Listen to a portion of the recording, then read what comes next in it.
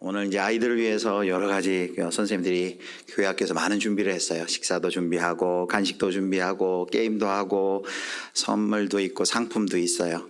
그런데 정말 이 아이들에게 꼭 주어져야 하고 꼭 전해야 하는 것이 있습니다. 여러분, 그것이 뭘까요? 네, 여러분, 이게 뭡니까? 네, 이게 바로 바통이죠. 이어달리기 할 때, 계주할 때 필요합니다. 이어달리기 하는데 아무리 열심히 빨리 달려도 이걸 전해주는데 딱 줬는데 이거를 놓치면은 어떻게 될까요? 아무리 빨리 달려도 소용이 없죠. 다음 세대에 우리가 신앙의 바통을 이어주는 일, 하나님께서 우리에게 주신 맡겨주신 너무나도 중요한 사명입니다. 신앙의 바통을 전해주는 일. 그런데 안타깝게도 지금 우리 한국교회는 이 다음 세대에게 신앙을 이어주는, 신앙을 계승해주는 이 일에 큰 위기 가운데 놓여 있습니다. 그것은 이미 이제 여러 통계가 잘 보여주고 있는데요. 이제 몇 가지만 확인을 하고 넘어가도록 하겠습니다. 한국 목회데이터 연구소에서 이제 2024년 한국인의 종교 현황을 파악해서 발표를 했는데, 그 통계를 보면 한국 사회가 계속해서 탈종교화 사회로 갑니다. 그 말은 무슨 말이냐면 비종교인이 점점 더 많아져요. 1992년도만 해도 종교인이 비종교인보다 더 많았는데 이 퍼센테이지가 이제 나중에 여기 그래프는 이 그래프는 아닙니다. 2022년을 보면은 종교인이 37%, 비종교인이 63%예요. 그러니까 30%대가 된 게 이제 처음인데, 그만큼 이제 점점 더 종교가 없어지는 그런 사회입니다. 그런 사회 속에서 그러면 우리 한국교회 이제 세 중요 종교가 있죠. 기독교, 불교, 가톨릭 퍼센테이지를 보면 우리나라 개신교 인구가 첫 번째 그래프 보여주시죠. 2012년에 이제 전체 종교 인구 중에서 22.5%였는데 이제 2023년에 16.6%로 이렇게 떨어집니다. 그러니까 한 10여 년 사이에 한 6%가 감소한 거죠. 계속 이렇게 떨어지고, 그래프가 지금 파란색이 정점을 찍은 후에 계속해서 떨어지고 있는 것을 보고 있습니다. 이대로라면은 이제 한 10년 뒤에는 지금 한 16% 정도 되는데 한 12%로 이제 더 계속해서 이제 떨어질 것이 전망이 됩니다.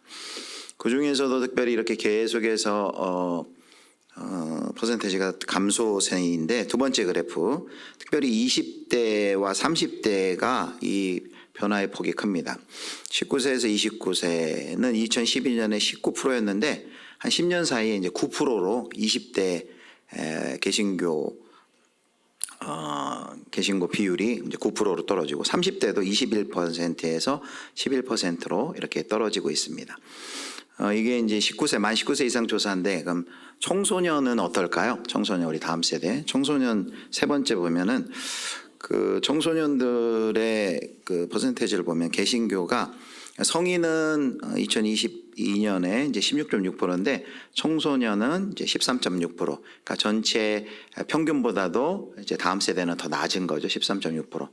그리고 이 13.6% 중에서도 중학생 개신교회는 17%인데 고등학생들만 따지면 10%입니다. 그 말은 무슨 말이냐면 아이들이 점점 자라가면서 교회를 떠난다는 거죠. 성장하면서 이탈이 계속해서 일어나고 있다는 얘기입니다. 그리고 최근 이제 한국교회 리포트의 결과에 따르면은 교회에 나오는 청소년 중에서 64%만이 나중에 내가 성인이 되어서도 교회에 나오겠다라고 대답을 했습니다. 그 말은 10명 중에 3명이나 4명은 이제 나중에 성인이 되면 이제 나는 교회를 떠나겠다라고 말하는 것이죠. 그래서 2023년 조사에 따르면 이제 우리 합동교단하고 제일 큰 이제 대한예수의 장로회 이제 통합교단이 있는데, 거기에서는 교회학교 운영률이 57%로 나타났습니다. 반 조금 넘죠. 그리고 우리 교단, 합동교단도 100명 미만의 교회에서는 48%가 주일학교가 없습니다. 반 정도는 이제 주일학교가, 아이들이 적어서 주일학교가 없고, 우리 합동적 교단의 교회가 이제 12,000개쯤으로 조사는 하는데, 약 12,000개 교회 중에서 교회학교를 담당하는 교육전도사를 둔 교회는 1,000개 교회 정도 밖에 되지 않습니다. 그러니까 이제 교회학교도 없고 교회학교를 전담하는 이제 교육자도 없다는 것은 앞으로 점점 더 교회학교가 쇠락의 위기 가운데 놓여 있다라는 것이죠. 이런 통계를 고려해 볼 때 현재 이제 신앙 전수의 과제 위기가 분명히 신앙 전수의 위기 가운데 놓여 있다라는 것을 우리는 분명하게 이렇게 확인을 할 수 있습니다. 그래서 요즘에 학자들은 이제 이 다음 세대를 무슨 세대라면 미전도 세대라 불러요. 미전도 세대, 이제 선교가 필요한 세대다라고 그렇게 부르기까지 합니다. 성도 여러분, 이런 이제 수치부 통계를 보시면서 어떤 마음이 드십니까? 그토록 사랑하는 우리의 자녀들, 손주들이 교회를 떠나고 있는 현실입니다. 여러분 마음에도 안타까움이 지금 있으십니까? 혹시 우리 아이는 괜찮겠지 하면서 안심하고 계시진 않습니까? 오늘 말씀은 우리 각자에게 너는 신앙의 바통을 자녀들에게 잘 전해주고 있느냐라고 질문을 합니다. 어떻게 우리가 이 신앙의 바통을 놓치지 않고 우리 다음 세대에게, 자녀들에게 잘 전해줄 수 있을까요? 오늘은 세 가지 주제로 함께 생각해 보려고 합니다. 우리가 신앙의 전수가 잘 이루어지기 위해서 첫 번째로 기억해야 될 것이 있습니다. 여기 계신 모든 분들에게 해당되는 건데요. 우리 첫 번째, 우리 같이 읽겠습니다. 부모가 신앙교육의 주체이다. 부모가 신앙교육의 주체임을 우리가 기억해야 됩니다. 누가 신앙교육의 주체라고요? 부모가. 목사님이 아니고 교사가 아니고 부모가 신앙교육의 주체라는 것을 먼저 기억해야 돼요. 성경은 가장 먼저 누구에게? 부모에게 자녀들에 대한 신앙교육의 1차적 책임이 있음을 이야기합니다. 그 유명한 쉐마의 말씀, 신명기 6장 6절에서 7절 말씀에 이렇게 말합니다. 우리 같이 읽겠습니다.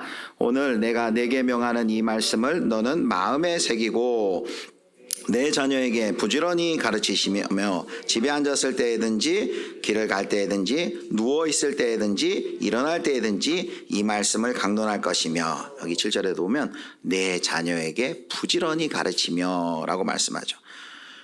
또 성경은 하나님의 말씀이 자녀들, 당연하고 자녀들뿐만 아니라 그 다음 후손 세대들까지 이어질 것을 명령하십니다. 오늘 본문 말씀 시편 78편 5, 6절 믿음의 유산을 잇는 비전에 대해서 이렇게 얘기해요. 제가 읽겠습니다. 여호와께서 증거를 야곱에게 세우시며 법도를 이스라엘에게 정하시고 우리 조상들에게 명령하사, 그 다음에 이렇게 말씀하십니다. 그들의 자손에게 알리라 하셨으니 이는 그들로 후대 곧 태어날 자손에게 이를 알게 하고 그들은 일어나 그들의 자손에게 일러서, 그들의 자손에게 알리라 하고 태어날 자손 후대가 이를 알게 하고 그들은 또 그들의 자손들에게 이르도록 자녀와 후손들에게 신앙의 교육을 시킬 것을 명령하고 있습니다. 성도 여러분, 이것이 누구의 명령이에요? 목회자의 명령이 아니라 하나님의 명령인 것을 여러분 기억하시기를 바랍니다. 하나님께서 우리 가운데 너희 자녀를 부지런히 가르쳐라 라고 말씀하고 있습니다.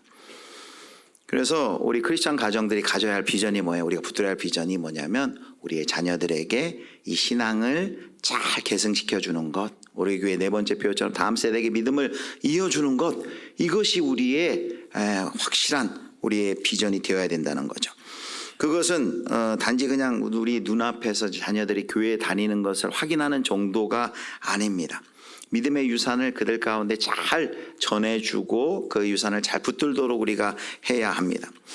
그런데 그동안 우리가 다음 세대 신앙교육에 대해서 이제 부모님들이, 믿음의 부모님들이 어떻게 생각했냐면 그냥 믿음의 부모로서 할 것은 그냥 교회 학교에 잘 우리 자녀가 갈 수 있도록 교회 학교에다 모든 것을 이제 위탁을 해 놓은 거예요.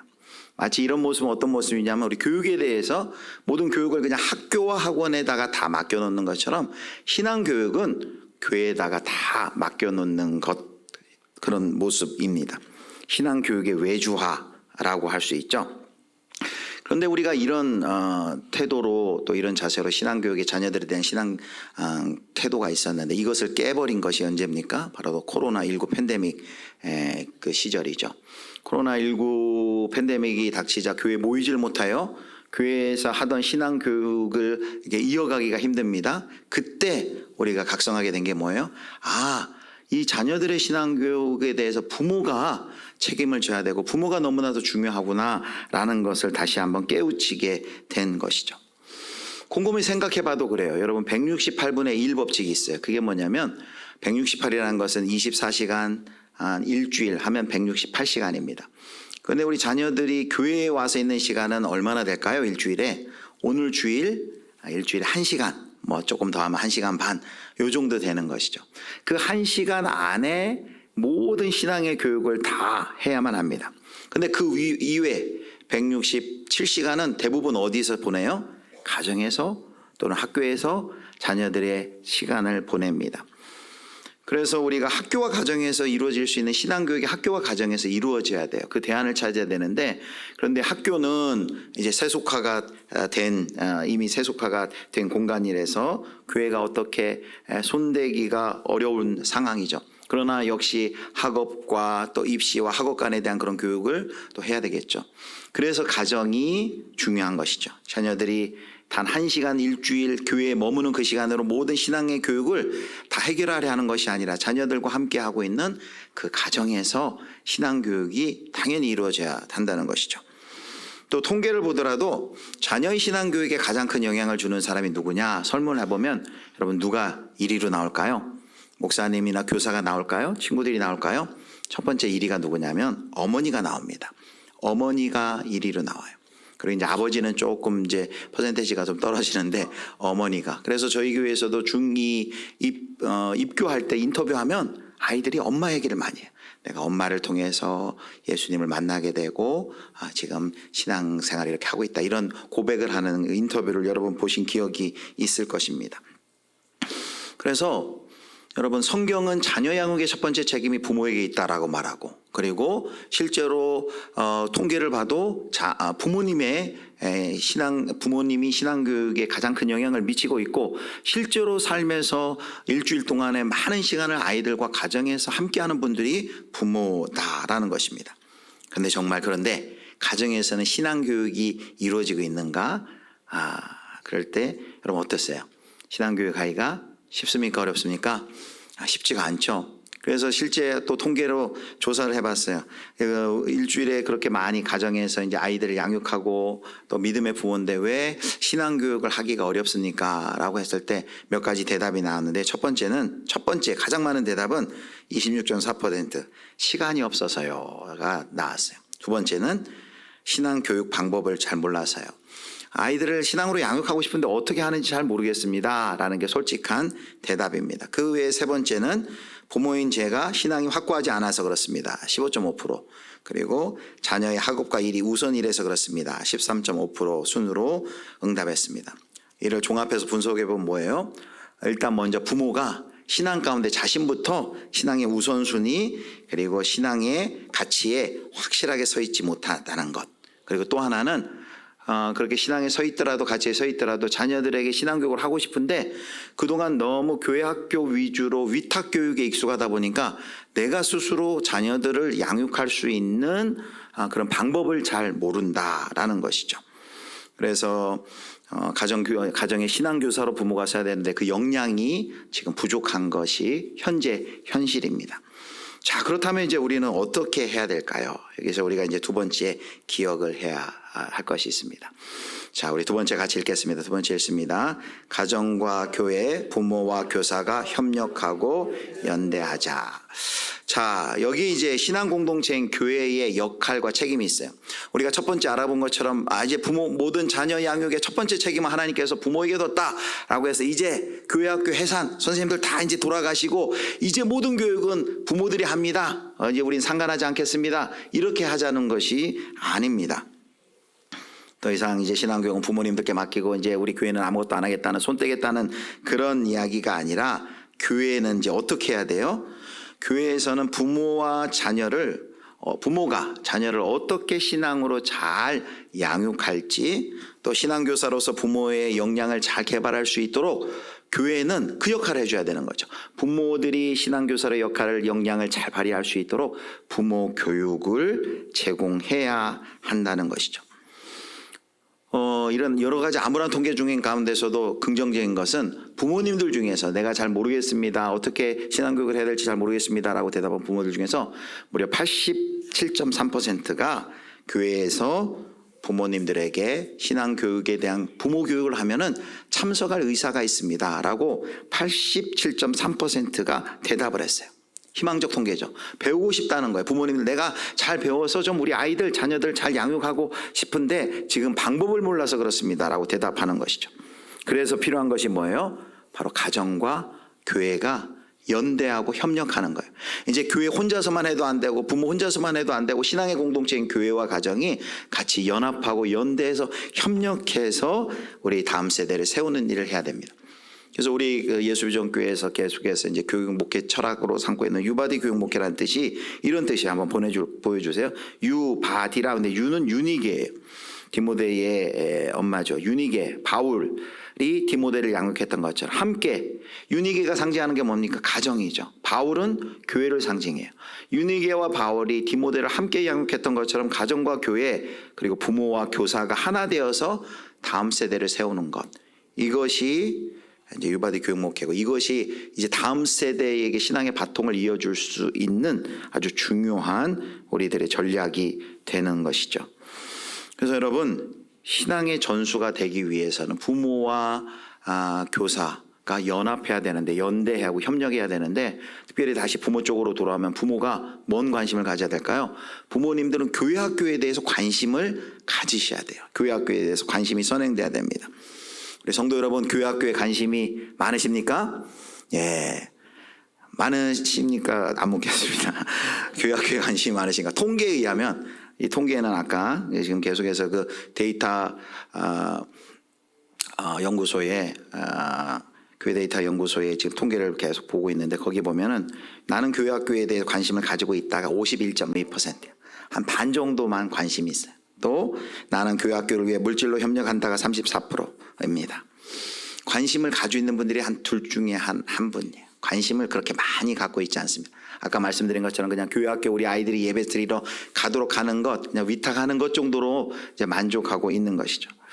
여러분, 관심을 갖는다는 것은 그냥 단순히 그래 우리 교회 학교에서 어떤 행사 하는가 보자, 우리 조금 이제부터 관심을 갖자, 이 정도가 아니에요. 적극적으로 함께하며 그 일에 동참한다는 거예요. 여러분, 교회 학교에서 각 부서에서 부모님들에게 요청하는 것이 많이 있어요. 부모님들은 아무 상관없이 교회 학교에서만 하는 행사는 거의 없어요. 여러 가지를 요청을 하죠.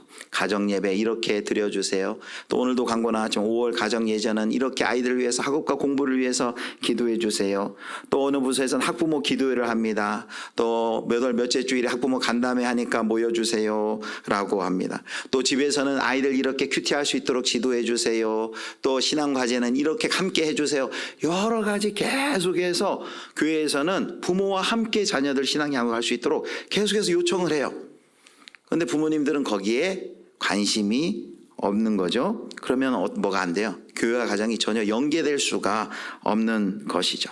단순히 부모가 교회 학교에 위탁하는 것으로 나의 할 바를 다했다, 책임을 다했다라고 생각하지 마시고, 신앙교육에 내가 주체임을 알고, 그리고 교회와 가정이 교사와 부모가 연계해서 협력적인 역할을 우리가 이제 감당해야 된다는 것이죠.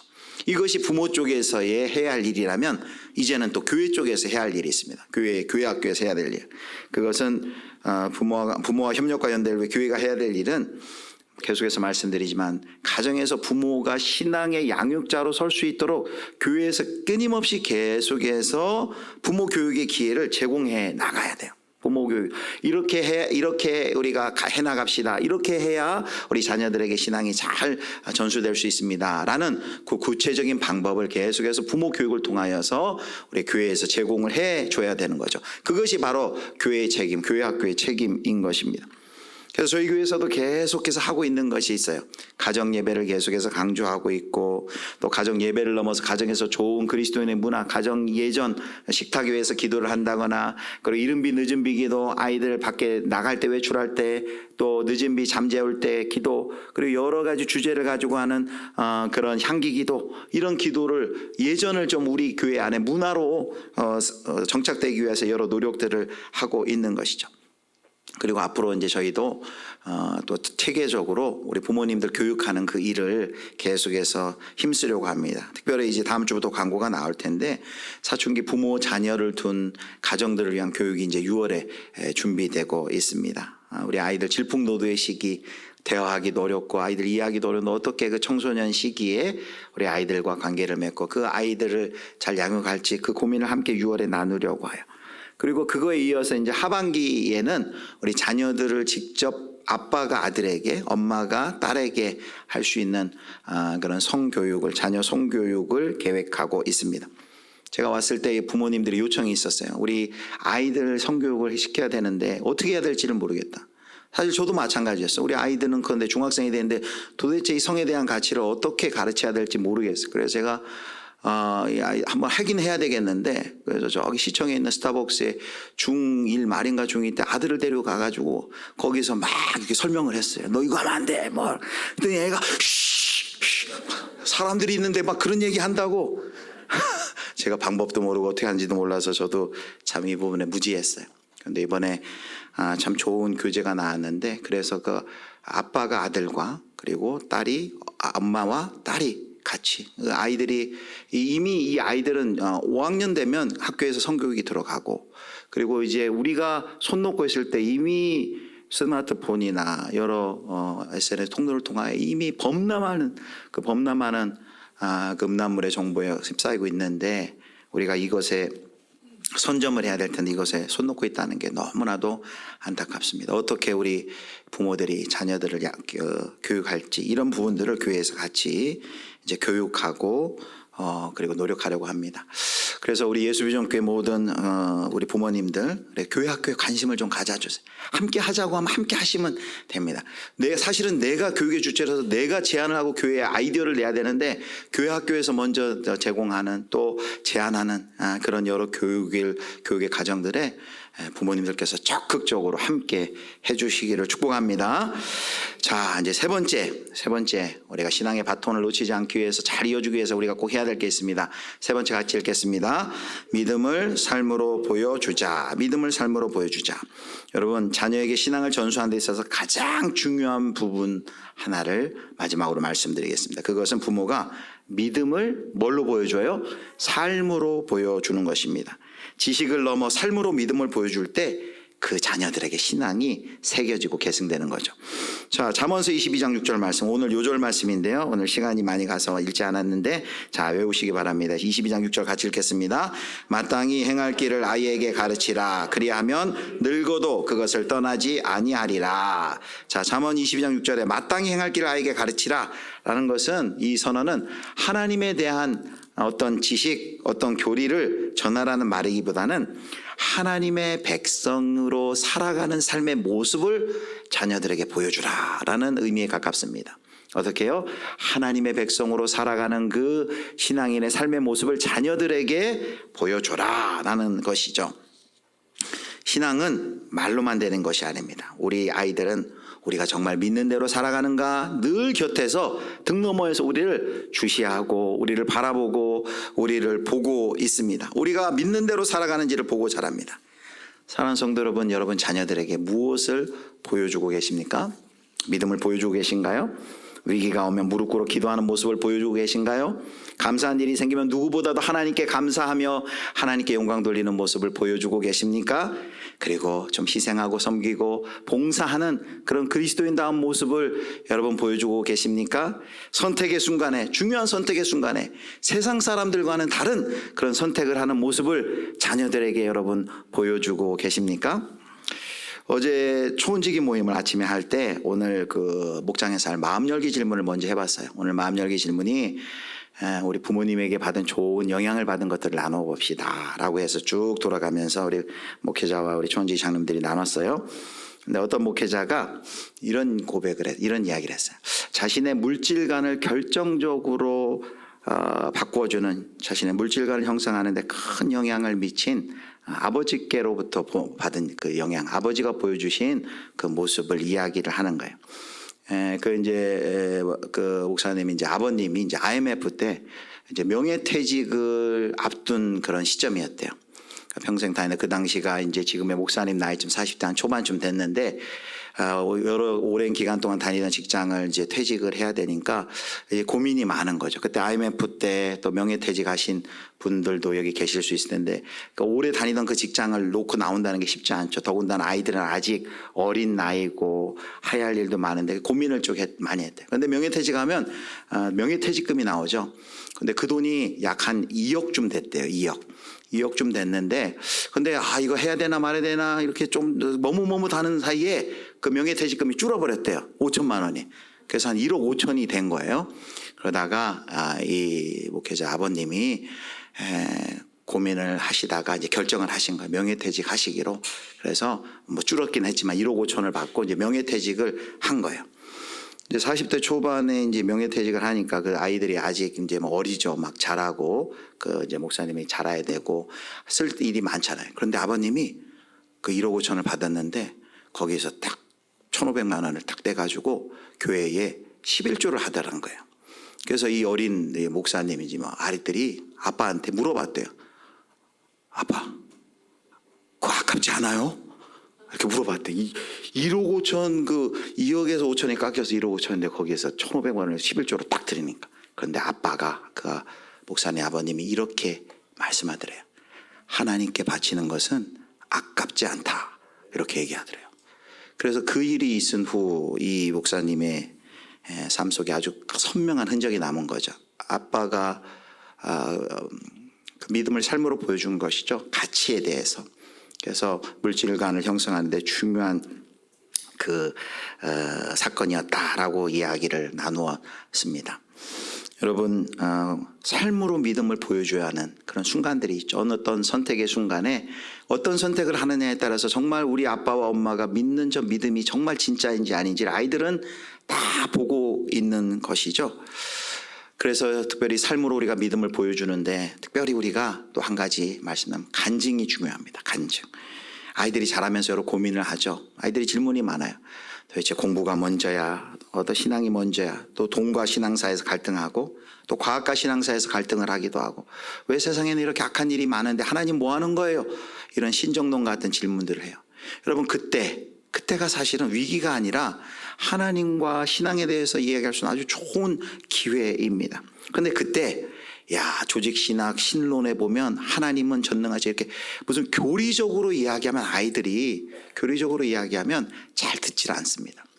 물론 그런 교리적인 접근도 분명히 필요합니다. 그런데 그때 우리 부모님들이 해주셔야 할 역할이 있어요. 그게 뭐냐면 부모님 자신의 삶에서 하나님은 내가 그런 그 자녀들의 나이 같았을 때 하나님은 나를 어떻게 만나주시고 그리고 나는 그런 고민들을 하나님께서 어떻게 나를 도와주셔서 내가 해결했고 내가 어려움의 순간에 하나님이 어떻게 나를 인도하셨는지 그 부모님이 경험한 하나님을 그 하나님을 자녀들에게 얘기해 주는 거예요. 그걸 쉽게 그냥 간증이라고도 할 수 있어요. 간증. 대단한 간증이 아니라 내가 나의 삶 속에서 하나님이 어떻게 여기까지 나와 함께 했는지 여러분 그런 간증, 자녀들에게 간증을 나눠보신 기회가 있습니까? 어떻게 내가 예수님을 만나고 예수님을 믿게 되었는지 나눠보신 적 있으세요? 어떻게 예수님이 나의 기도를 응답해 주셨는지 그런 간증을 한번 나눠본 적이 있습니까? 여기 오늘 시편 78편 4, 5절에도 4절에도 이렇게 말합니다. 보여주세요. 우리가 이를 그들의 자손에게 숨기지 아니하고 여호와의 영예와 그의 능력과 그가 행하신 기이한 사적을 후대에 전하리로다. 하나님의 능력과 그가 행하신 기이한 사적을 후대에 전하는 간증을 할 때 우리 아이들이 그 스토리, 그 아버지의 만난 그 하나님을 이야기할 때 가슴에 새겨진다라는 것이죠. 여러분 특별히 이렇게 간증을 할 때 이리 와봐 내가 간증할게 이렇게 해서는 참 쉽지 않은데 두 가지 경우를 이런 하나님에 대한 이야기를 나누는 기회로 삼으면 좋을 것 같아요. 첫 번째는 사건을 통해서 그 이야기를 나누면 좋을 것 같습니다. 우리 인생에 여러 사건들이 있죠. 매주 우리가 이렇게 주일마다 예배드리는 그런 주기적인 주기적인 일들이 있고요. 또 뭐 부활절 그리고 추수감사절 성탄절과 같은 이 교회력에 있는 그런 사건들이 있어요. 이런 주기적인 신앙의 모임 또 교회력을 따라서는 그 시간 그 기회들을 통해서는 자녀들이 예배에 잘 참석할 수 있도록 그 공동체에서 그 신앙의 말씀을 듣고 신앙의 유기를 누릴 수 있도록 우리가 도와주는 역할이 필요하고, 그런데 우리가 가정에서 특별히 신경 써야 될 건 뭐냐면은 이것입니다. 인생의 주기적인 사건이 있어요.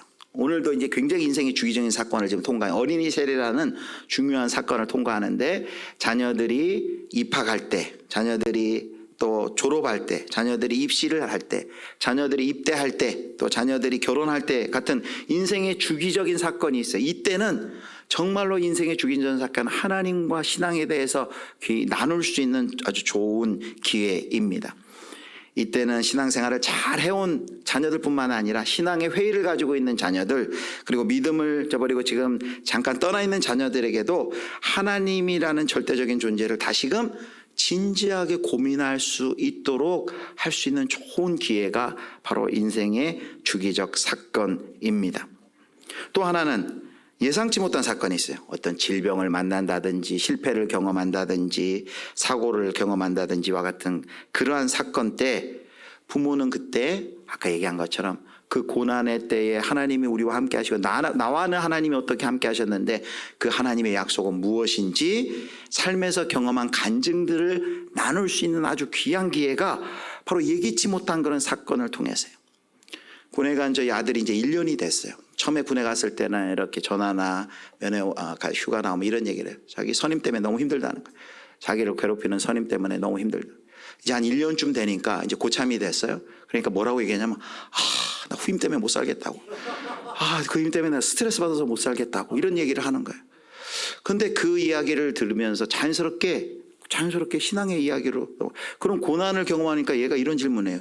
평생에 살면서 이런 질문 한 적이 없어요. 저한테. 아빠 왜 세상에는 이렇게 악이 많은데 하나님은 뭐 하시는 거야? 지난번에 나왔을 때 그런 질문을 하더라고요. 여러분, 인생에서 이런 어떤 인생의 사건을 어려움을 경험하면 질문이 생깁니다. 그 질문을 했을 때 그때가 신앙의 대화를 할 수 있는 아주 좋은 시기라는 거죠. 그 기회를 놓치지 마시고 그때 뭐 교회 가라 뭐 그런 얘기를 하기보다는 내가 만난 하나님 또 성경이 약속해 주시는 하나님의 말씀을 자연스럽게 신앙의 대화를 통해서 나눌 수 있는 것이죠. 그래서 궁극적으로 우리가 일상에서 대화를 나누면 제일 좋죠. 일상에서 우리 여러 가지 우리 자녀들과 대화 시간을 꾸준히 좀 갖고, 그래서 중요한 게 가정예배가 중요해요. 가정예배를 하다 보면 감사의 제목을 나누고 기도의 제목을 나누면 아이들의 학교 이야기가 나옵니다. 그러면 그 학교에서 교우관계, 왕따 문제, 이성 문제 이런 얘기 나올 때 자연스럽게 그 사건을 어떻게 성경의 시각으로 하나님의 관점으로 바라보고 우리가 그 생각하고 행동해야 되는지 엄마 아빠의 생각을 자연스럽게 나누면서 아이들 가운데 그 마음에 성경적 가치관이 세워져 나갈 수 있는 것이죠. 오늘 말씀을 맺기 전에 한 가지 또 이야기할 게 있습니다. 이 자리에도 자녀들이 영적 방황의 시기를 겪고 있는 부모님들이 있을 거예요. 이 설교를 들을 때 또 마음이 아프신 분들도 있고 지금도 간절히 기도하고 계신 분들이 있을 것입니다. 그런데 여러분, 관점을 좀 달리 하시길 바랍니다. 기독교 가정의 아이들이 자라면서도 신앙에 대해서 의심하거나 영적 방황의 시기를 겪을 수 있어요. 저희 가정도 마찬가지예요.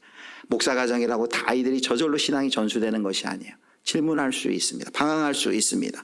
심지어 아이들이 부모와 함께 다니던 교회를 떠나는 일도 일어날 수 있어요. 우리 가정들마다 신방에 보면 우리 자녀들 지금 신앙생활 안 한다고 교회 떠나 있다고 걱정하는 부모님들, 눈물로 우리 손주들 위해 기도하는 분들 많이 있습니다. 그런데 여러분, 아이들이 신앙의 방황을 하는 시기는 여러분 이런 시기가 될 수 있습니다. 역설적으로 그들이 자기만의 어른다운 신앙으로 나아가는 필수 과정일 수 있어요. 그래서 캐나다의 영성신학자인 고든 스미스는 한번 이렇게 얘기합니다. 자녀들은 자신에게 가장 적절한 때에 어른다운 신앙으로 나올 것이며 아무도 생각하지 못하는 전혀 엉뚱한 통로를 통하여 교회로 돌아올 것이다. 아무도 생각하지 못하는 전혀 엉뚱한 통로를 통하여 교회로 돌아올 것이다.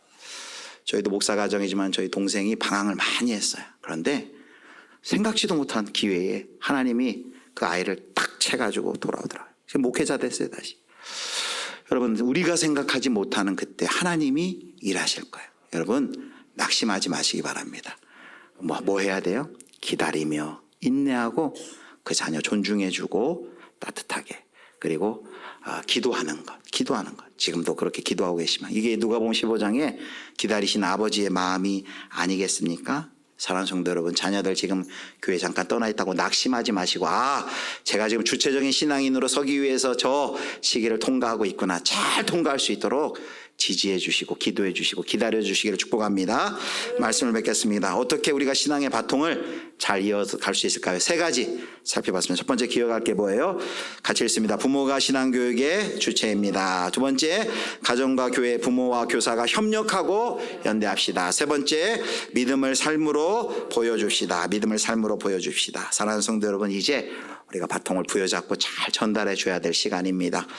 우리의 손에 쥐어진 이 신앙의 바통을 우리 아이들에게, 우리 손자 손녀들에게 온전히 전해주는 것이야말로 하나님께서 우리 교회를 향하신 하나님의 아주 귀중한 뜻입니다. 오늘 시편 78편 마지막 6절, 7절, 8절 말씀을 같이 읽겠습니다. 같이 읽습니다.